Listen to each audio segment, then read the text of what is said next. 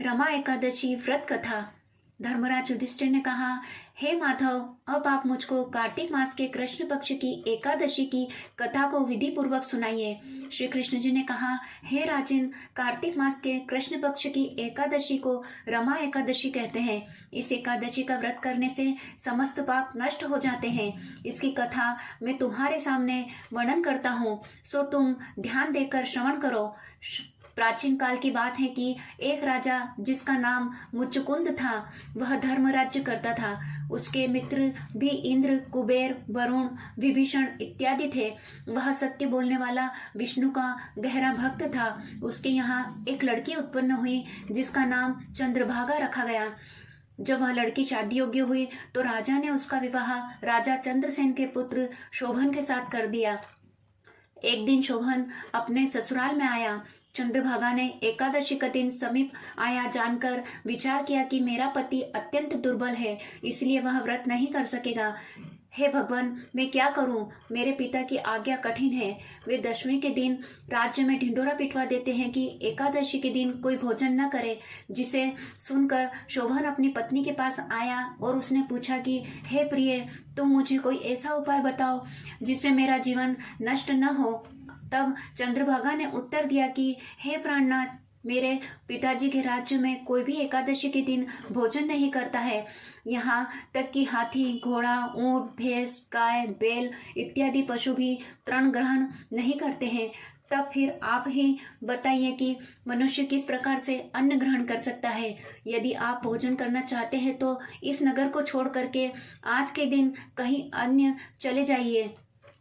यदि आप इसी स्थान पर रहोगे तो यह व्रत अवश्य ही करना पड़ेगा। शोभन ने उत्तर देते हुए कहा, हे प्रिय, तुम्हारा कहना बिल्कुल सत्य है। अब मैं इस व्रत को अवश्य करूंगा। जो भाग्य में लिखा है वह होकर ही रहेगा। इस प्रकार विचार कर शोभन ने एकादशी का व्रत किया। तब वह भूख और प्यास से अत्यंत पीड़ित होने लगा। जब सूर्य नारायण अस्त हो गए और जागरण करने की रात्रि आई तो वह शोभन को अति दुखदायी प्रतीत होने लगी। नतीजा यह हुआ कि दूसरे दिन प्रातः काल होने से पूर्व ही शोभन की मृत्यु हो गई। तब राजा ने राजकीय सम्मान के साथ उसका दाह संस्कार करा दिया। चंद्रभागा को सती होने से पिता ने रोक लिया। वह अपने पिता के घर ही रहने लगी। रमा एकादशी के व्रत के प्रभाव से शोभन को मंदराचल पर्वत पर शत्रुओं से मुक्त एक उत्तम देवनगर प्राप्त हुआ। उसकी अटारी तरह तरह के हीरे, पन्ने, मणि आदि रत्नों से सुशोभित थी तथा स्वर्ण के सुंदर खंभे लगे हुए थे। वह उस स्थान पर स्वर्ण सिंहासन के ऊपर विराजमान हो रहा था। सन्मुख अप्सराएं नृत्य कर रही थी तथा उनके अनेक गंधर्व गान कर रहे थे। वह शोभन उस समय दूसरे इंद्र के समान वहां पर शोभा दे रहा था। एक समय एक सोम शर्मा नामक ब्राह्मण मुचुकुंद नगर का रहने वाला तीर्थ यात्रा के लिए घूमता फिरता उस स्थान पर चला आया।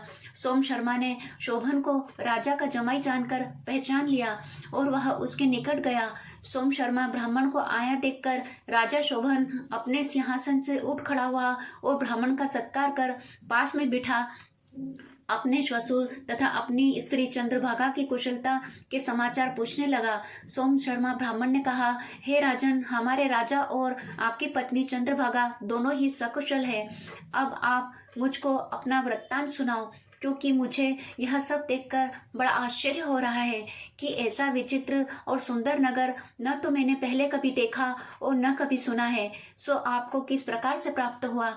शोभन ने कहा, हे सोम शर्मा, यह सब कार्तिक मास के कृष्ण पक्ष की रमा एकादशी के व्रत का प्रभाव है। इसी कारण यह सब कुछ विभव मुझे प्राप्त हुआ है, किंतु यह सब अध्रुव अस्थिर है। सोम शर्मा ने पूछा, हे राजन, यह सब अध्रुव कैसे है और ध्रुव कैसे होगा? इस बात का पूर्ण रहस्य मुझे कहो। शोभन ने कहा, हे ब्राह्मण, मैंने श्रद्धा पूर्वक उस व्रत को नहीं किया था, परंतु उसके प्रभाव से मुझे यह नगर प्राप्त हुआ, इसलिए मैं इसे अध्रुव मानता हूँ।